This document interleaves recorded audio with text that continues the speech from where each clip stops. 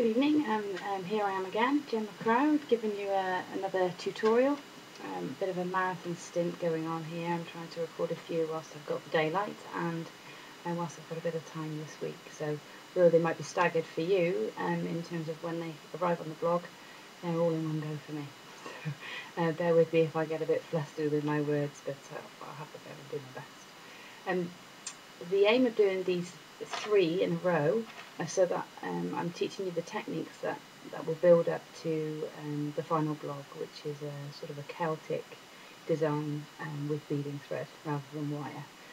So firstly, the first blog I did for this whole project was the hook and eye fastening, which you'll probably need, and the second part, or the second technique you'll need for the whole design is this technique of plaiting your beading thread and adding beads, and you'll see that it's quite simple plaiting, but there's a certain way of doing it so that your beads don't slip around and move over each other. Your design stays put.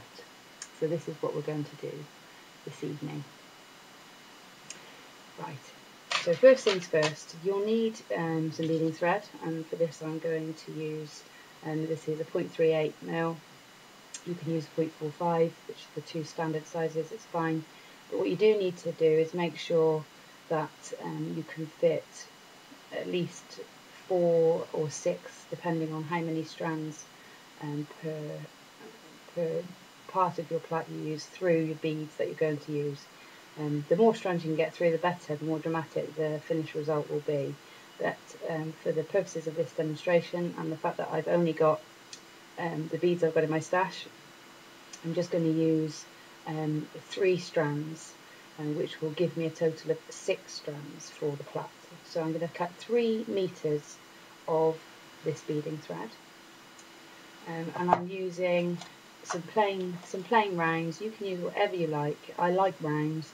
These are a 10mm, and these are picture jasper, just in case you like these and you want these. And I may also add in some smaller rounds of the same, or I've got some little red jasper that give a nice contrast, and they are actually what's in the design I showed you. This necklace here. I've used picture jasper and red jasper. There you go. So I've cut my lengths of beading wire and I've attached them to one of my fastenings, or one end of my fastening. So this is what I'm going to show you how to do firstly, is attach your 3 wires onto your fastening. So here's one I've done, and this is what hopefully it's going to look like when you finish. And we'll do that together now on the other side of the clasp. Okay.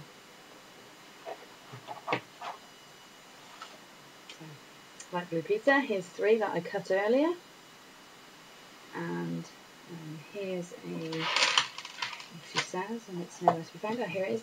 And here's the loop end, or the other end to the fastening that I'm going to use for my hook and eye. I'm going to take all 3 threads and thread them through the eye loop on my clasp.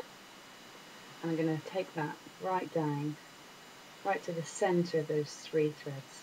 So in fact what I'm left with is, when I close that up, I'm going to have 6 threads to work with, 6 lengths of beading, about ½ meter each.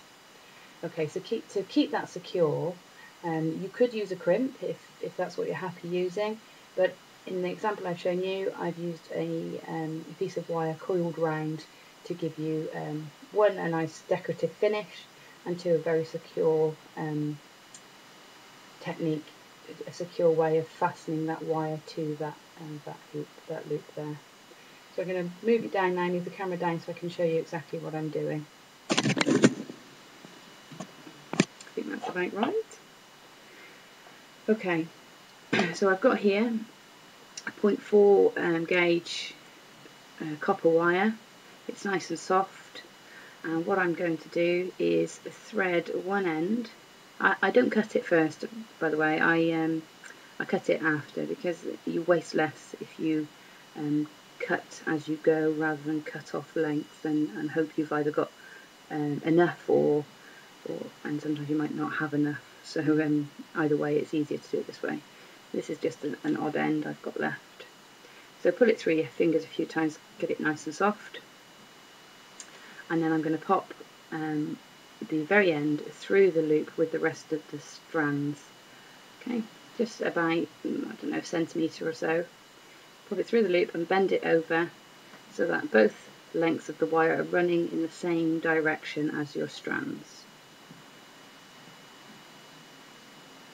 Okay, and then the longest length of wire, so the short length you're going to hold in with your strands, the longest length of wire you're going to start to wrap around. Now my fingers might get in the way whilst I do that, but basically what you want to do is keep it nice and taut and grip it however you find easiest.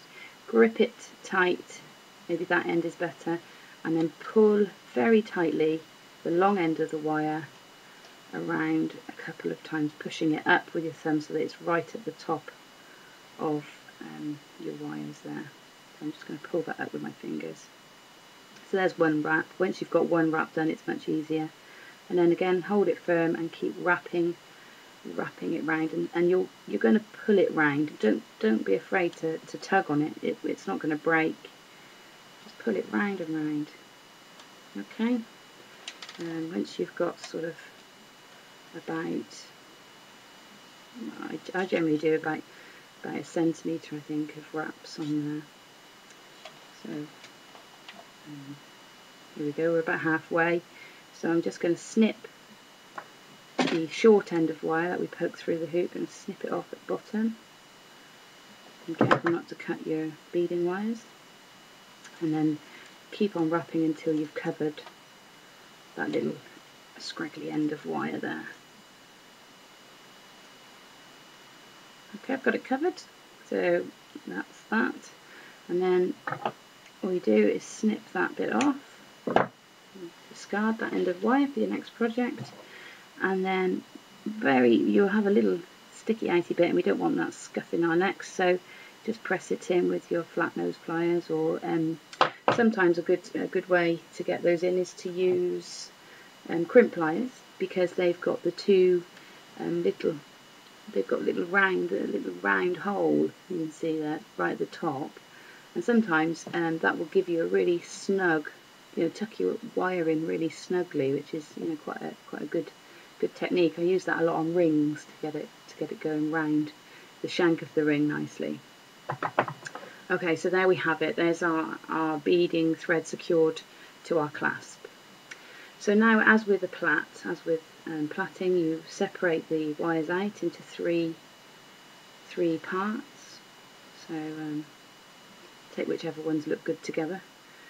So there's our three parts, and then as with any plait, you take the outside strand over the centre, and then the outside strand on the other side over the centre, and keep plaiting. I'm going to quickly do this, so I'm sure most of you on here will know how to plait. But basically, the outside over the centre strand on one side, and then again the outside strand over the centre strand. So now I'm going to quickly do that. So quickly plait down. You can start the beading right at the back, because this will be at the back of the necklace. You can start your beading there if you like, maybe with a smaller bead and then gradually getting larger. But just for ease on this project, I'm just going to start sort of where your collarbone would be, or just a bit higher than your collarbone. Okay, so I think probably about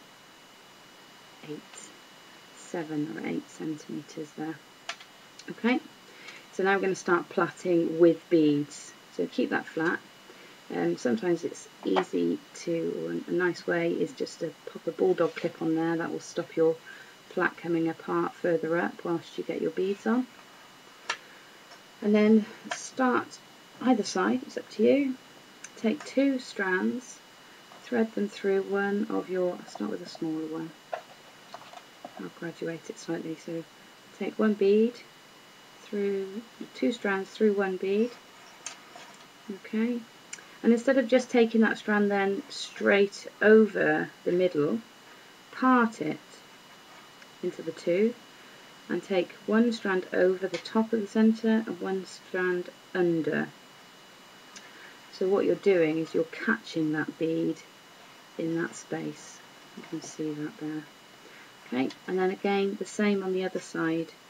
So you need several hands actually, but you'll become very dexterous. Then again on the other side, the next part that you would plait, pop on a bead, whichever bead's in your design. Okay, and again part the strands.